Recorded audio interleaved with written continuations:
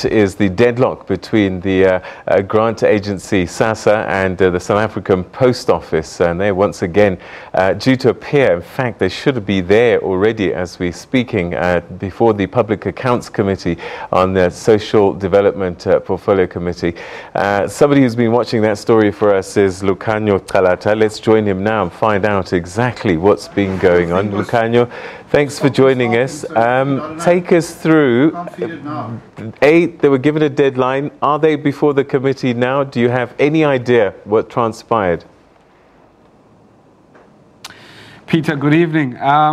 Well, what we know is that yesterday the committee was really not happy with how things had developed between the Department of Social Development as well as the South African Post Office. As you would remember, the minister did point out on Monday at a press conference that she held in East London that the Post Office wasn't ready to take over from CPS and be able to disperse the social grant payments.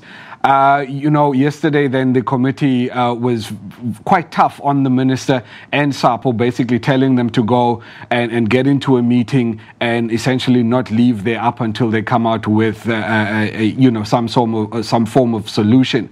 We understand that they were due to sit back at 6 o'clock. I mean, when I looked, the committee we were starting to see some activity in the room.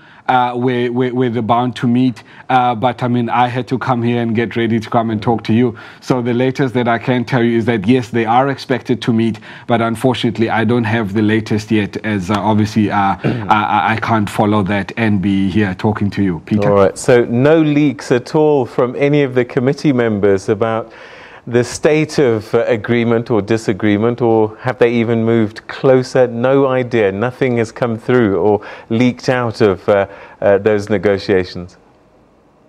Peter, I think, as you know, that the negotiations were basically between the Ministry of Social Development as well as the Post Office. So, and I think the people that are monitoring that or part of those negotiations have been keeping things rather tight, obviously with the expectation that once they come before a scoper, they would then be able to give some sort of report to say, okay, well, we've met, we agree on X, Y, and Z, but we still disagree on A, B, and C. So up until the committee actually sit and hear what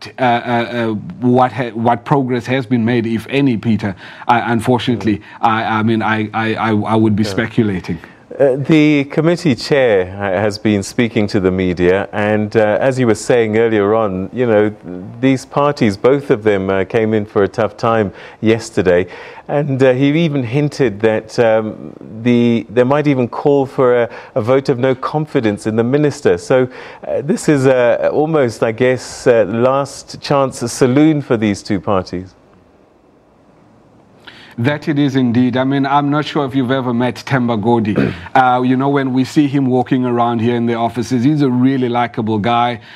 He's got a very warm smile, very soft-spoken. I've never actually, in the time that I've been here at Parliament, I've never actually seen him angry.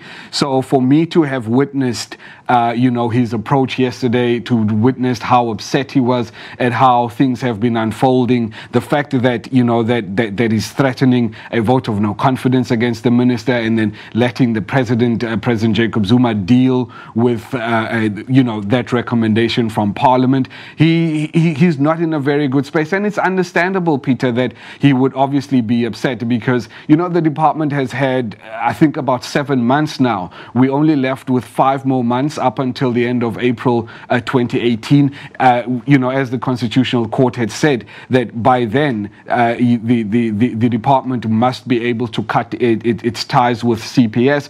So Themba Godi is not a very happy camper, and I think the rest of the committee isn't happy as well. I mean, if we can recall Vincent Smith yesterday, how he was in that committee, I think a whole number of those MPs are very disappointed at at the lack of progress that has been coming from the Department of Social Development on this matter. Peter. Okay, Lukhanyo, we're going to leave it there and try and get you back to where the action is. He had hinted that there was some activity as the SCOPA committee started to reassemble. We're going to take a quick break, and when we come back, we'll take you to New York City and more news about that terror attack that left 8 people dead.